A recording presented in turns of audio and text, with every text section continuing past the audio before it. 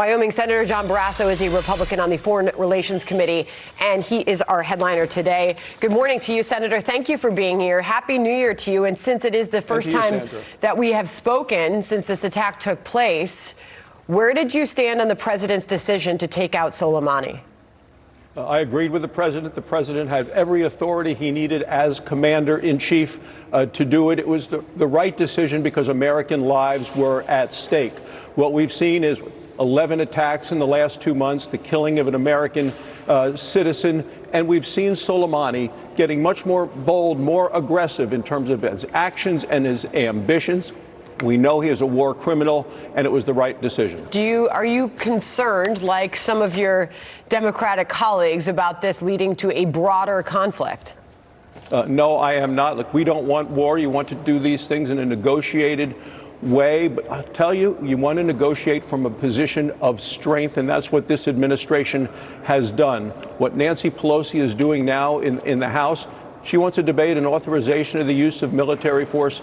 I'm happy to have that debate. We've had it about Yemen, about ISIS, about al-Qaeda, but that's not what she's trying to do. She is trying to limit the ability of this president. She wants to tie his hands, and in the process, I'm concerned she's going to turn Soleimani into a political martyr rather than the killer criminal that he is. Senator, we are watching live pictures coming in from Tehran and various Iranian cities throughout the day here, and the crowds are out in force, and to say that they are large crowds would be an understatement.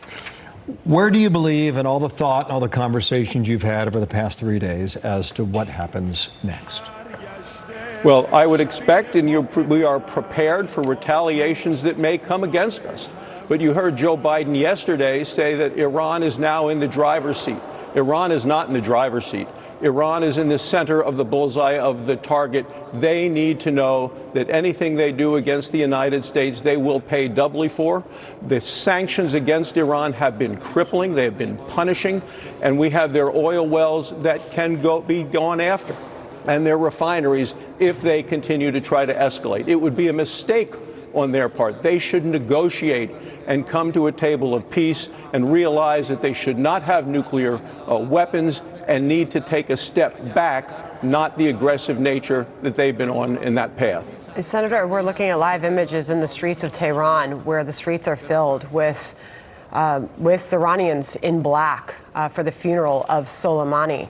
We have seen this throughout the day, obviously into the evening there. What do you tell Americans who want to know after this attack and the death of this Iranian general? Are we safer today? In the long run, we are safer today. This Iranian general has been at war with the United States his entire military career. He is responsible for the deaths of American soldiers, for the maiming of American soldiers with the IEDs, hundreds of deaths, thousands of Americans disabled through his actions alone. Removing him from the battlefield is a positive for the world, and there is agreement around the world about the destruction and the death that he has brought on many times to innocent civilians. You mentioned Nancy Pelosi a moment ago. This Senator Chris Murphy's a Democrat from Connecticut. He was on CBS on Sunday, and just his feelings on executing political figures, in his words. Watch. We do not generally execute high-level political figures of sovereign nations, in part because we know that that opens a Pandora's box that may expose American officials to assassination, but also because we know that ultimately that might get more Americans killed, as it likely will. The administration. So that is a possibility. To your Democratic colleague, what do you say, sir? Soleimani was a military general, not a political figure. He commanded a terrorist network that was made more powerful by money that the Obama administration, supported by Senator Murphy, gave to the Iranians as part of the Iranian deal that was used to pay for additional terror. We see what that strategy of wishful thinking has brought them. Failure. It made Iran stronger. It hurt the United States.